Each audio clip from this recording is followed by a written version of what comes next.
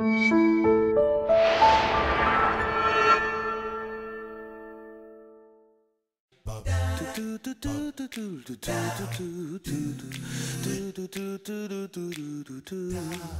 everyone, I'm Captain Logan. And I'm Jayson. And today Jayson and I are going to tell you how we felt about Teen Titans Go to the Movies. Because I went to a movie and I'm Raven. I went to a movie too and I'm Robin and I sound just like your dad.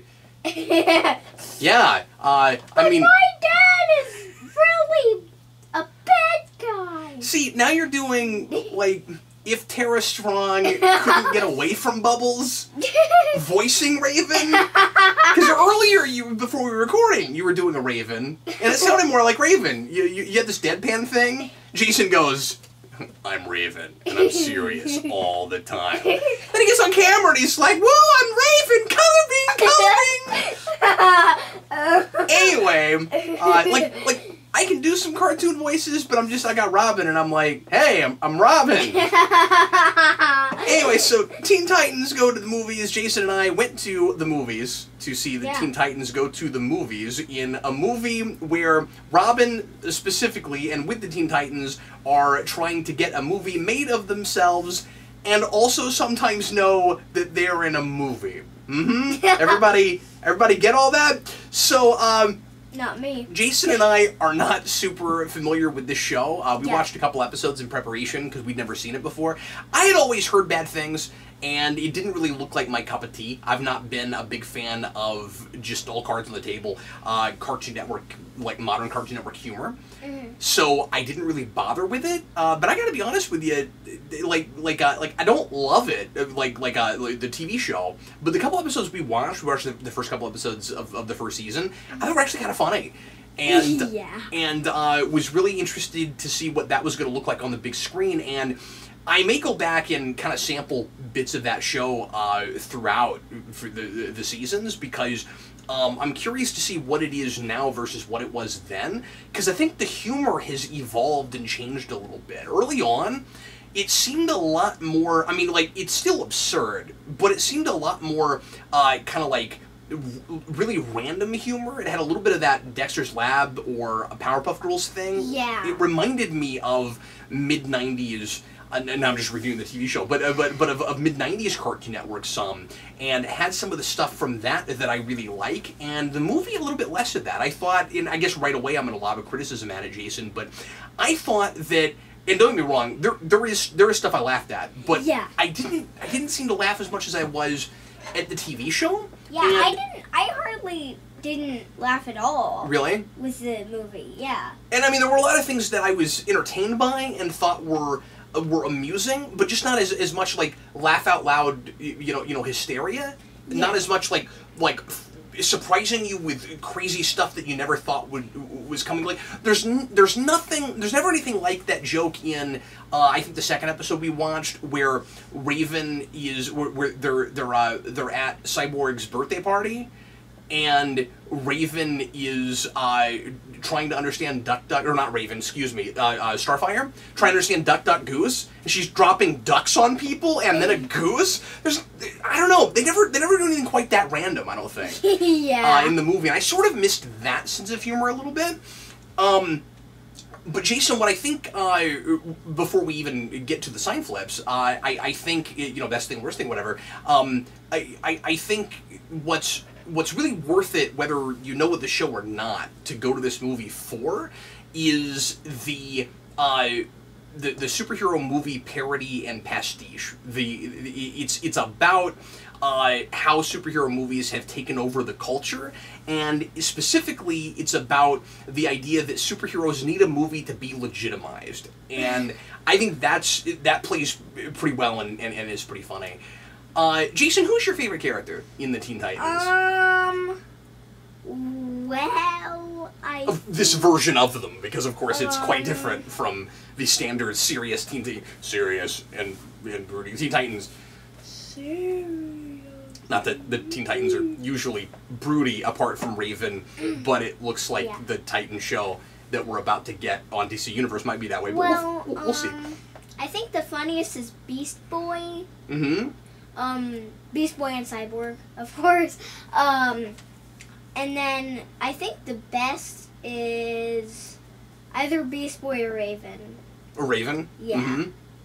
And Robin is kind of the protagonist of the piece, right? Yeah. I mean, the other four don't really get character arcs or anything. And I should say, like, the movie barely has a consistent internal logic, which I think it uses as a crutch and is somewhat problematic because the movie wants to be more of a cohesive story than it usually is. And I was really curious to see how that humor and that format would be translated. And I think it has to have more of a structure so that you can stand that material for a full hour and a half. And I think for some people are going to be able to enjoy that long, and some people are going to be looking at their watch and be like, this has already kind of run its course, I think. Just I don't know, that brand of humor, I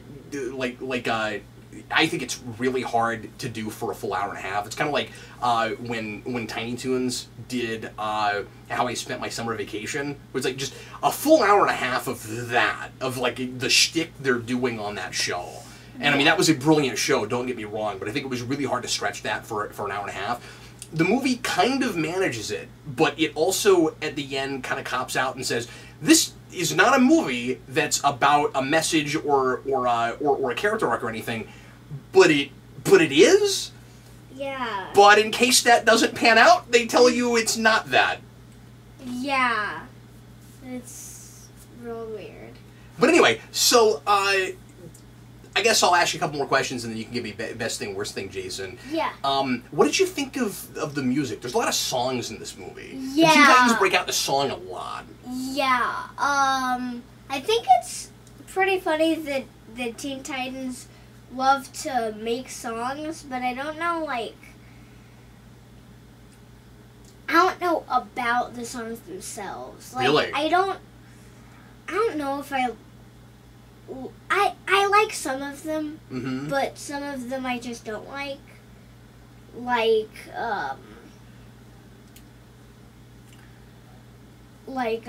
Trying to make Robin happy. Yeah, I wasn't sure about that song either. Yeah. The 80s pop, sappy, like everything's perfect, rainbows and butterflies song. Yeah. It was supposed to be funny because it's so on the nose, and something about it just didn't quite land with me. I'm with you. In fact, I thought the remix of it in the credits was actually funnier just because it was played so straight. I kind of like the version of it in the credits better than I did in the film. The song, and we don't want to give too much away, of course, but yeah, I thought the songs were pretty hit and miss. The Teen Titans running down the roster, telling everyone who they are, making a big deal out of how great we are, even though we're just like jokey losers that aren't actually superheroes. Because that's kind of the point of the film is. Because the show got really self-aware at some point, and so the idea is they know that they're not hero, or the show knows, the movie knows that they're not like the actual heroic Teen Titans, and that this isn't really what Teen Titans fans probably want, but it's popular, so they're still making it, and so it is kind of about all that. So they just sing a song about how great they are, and meanwhile they're not really accomplishing anything. That song was okay. The one I really liked was the song Robin sings imploring the director to give him a movie. Yeah.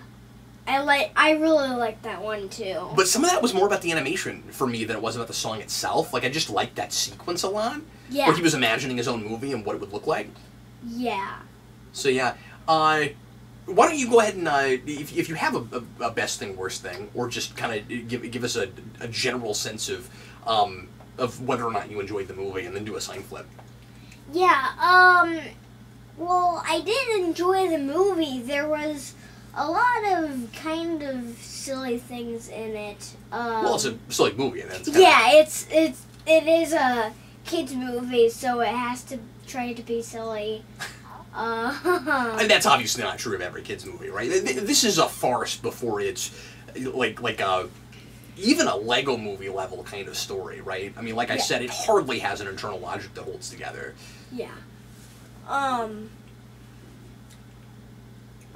I liked it. Did you think it was too silly? I mean, did you have that problem where it's like it's 90 minutes of this brand of silliness and it kind of got too long? No, or? I think it was. I think it was too serious. Like it had. Interesting. Okay. Like it had to be like as silly as like the episodes that I watched of that show or whatever. So did you think it would be better if it was kind of just an episode? Did you think that it was trying to be too structured? Well, I think it would be better. I think it wouldn't be better if it was an episode. Okay. Because, so what do you mean when you say it's too serious? Well, it's just not my kind of silliness. Like, I don't know, like, if it's silly or not. Like, a thing I was concerned about with it, Jason, is, and tell me if you had this, I thought that the TV show got really random, and the movie, like I was saying, the movie I think too often is kind of hinging on like one note gags with the characters. Like, I don't remember her doing this in the episodes we watched. The Firestar having to put "the" in front of everything got really old to me, and like that might just be. I'm sure that's just a TV show thing at this point, and that's what they do. But like, everybody had like a quirk like that. That instead of doing fun, off the wall, unexpected things with their personalities, we kind of just banked on. You know, sort of like, I go back to this a lot, but sort of like catchphrases in Saturday Night Live or something, where we just keep over and over again beating over the head with, this is what this character does and this is funny. And I didn't care for that. Like I thought the movie worked better when we kind of got rid of the Titans and it was just Robin, which is unfortunate. I also never thought I would see a thing where, apart from Robin, the least irritating character in the Titans would be Beast Boy, because Beast Boy is usually to me kind of an irritating character. And the way he talks is kind of annoying, and that's on purpose, where he's doing that that like slang filled like faux cool, like too cool for school kind of talk. What's that, dudes? Like that kind of thing. Yeah, except more modern and not 1992, but yeah, but yeah, he's got to put an S at the end of like every pronoun, but I don't know, I thought Cyborg was really funny in the show. It was kind of irritating in this movie. Really? Yeah. I mean, everybody kind of has like moments that are sort of fun, but. I don't know. I liked the characters better in what little I saw of the show. And if I didn't have that to compare it to, I would probably be a little bit more positive on that aspect of it. But, and I don't mean to sound too negative. I enjoyed the movie. Yeah. I did too. But it almost felt like the Titans got in the way a little bit. Like. Yeah, I don't know. I mean, it is a Teen Titans movie. Yeah. But I don't know. It's just when Robin was on his own and it started to feel more like an actual story, I was a little bit more with it. But anyway, so what's your so you go ahead and do a sign flip. Are you gonna go green? Yes, are you feeling it? I am feeling it. Okay, but not the strongest feeling it from you I've seen. Yeah. I mean, I do like the movie. Mm-hmm. But I get the feeling that when I've seen the movie, and when I was seeing the movie, I really enjoyed it and I really liked it, but now that I've seen the movie and it's been a few hours since I've watched it, I'm like, well... You're not sure you're liking it as well as you thought you were. Yeah. Yeah, sure. We've all had that experience, yeah. Yeah.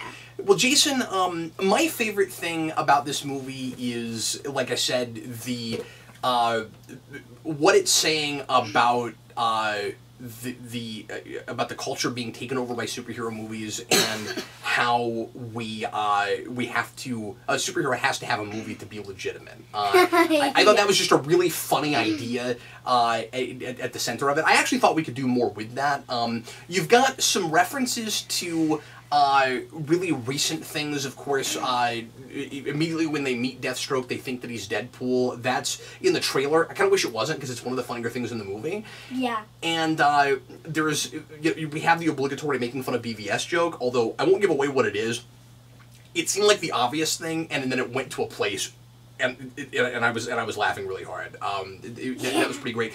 But some of that, but that was actually kind of few and far between, right? Like, there are a lot of references to Batman and Superman stuff that people are really familiar with. I feel like they threw in a lot of Easter eggs, like you said, Jason, a lot of obscure characters for the audience that is familiar with them. But the stuff we're actually supposed to be paying attention to, it seems to be going to a lot of the staples. Although there are some fun things that not everybody would pick up on. Like at one point, Superman says, "Somebody save me." Which is the Smallville theme. That was great. And he's voiced by Nicolas Cage, who which is hilarious, and it was a wonderful casting. Some of the stunt casting in this is great, and he got more dialogue than I thought he would, so that was fun. And Nicolas Cage, Jason, almost played Superman in the Death of Superman movie in the 90s. We almost got a Death of Superman movie called Superman Lives, and he would have been the Superman in that.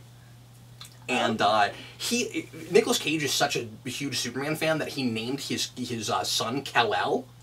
Oh man! And his son Kal-El is in this movie.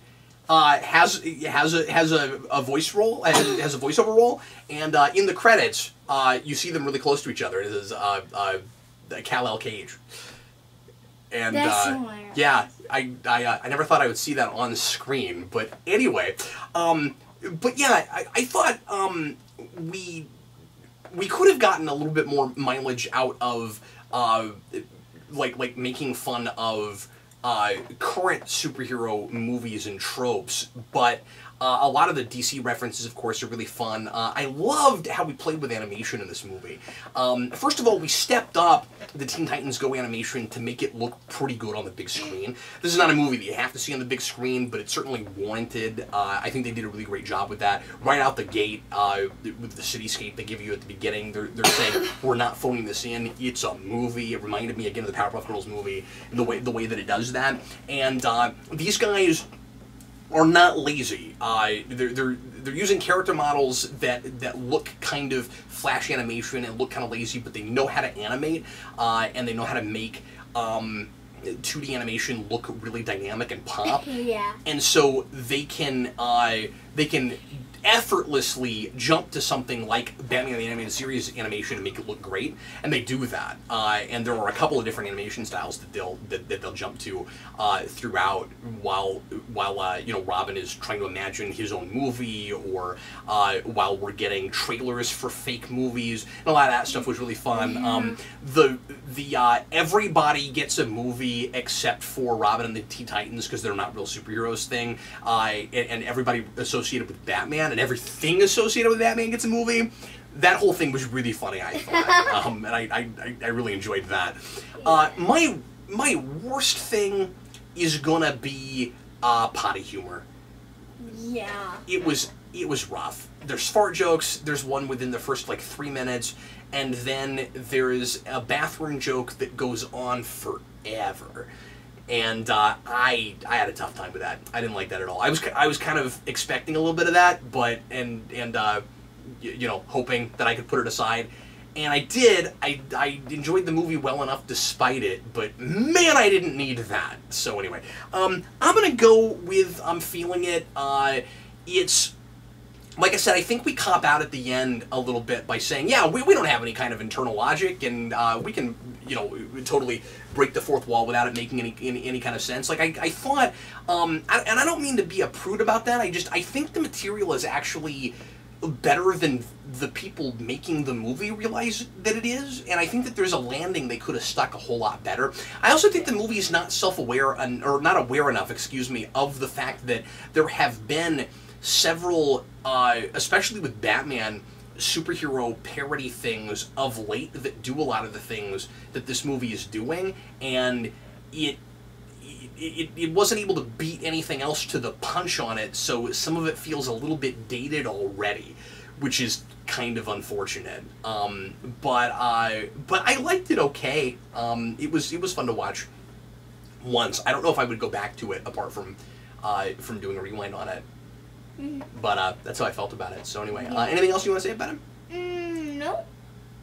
Well, everybody, thanks always for watching. We sure appreciate it. And that is going to be it for us today. If you saw Teen Titans Go to the Movies, leave your comments and let us know what you thought of it. And in the meantime, we will bid you adieu, and we'll see you again in a few weeks for another Geekvolution Omnibus. We wanted to go ahead and get this out early because it's going to be a while before we get to the next one. So anyway, I am Captain Logan.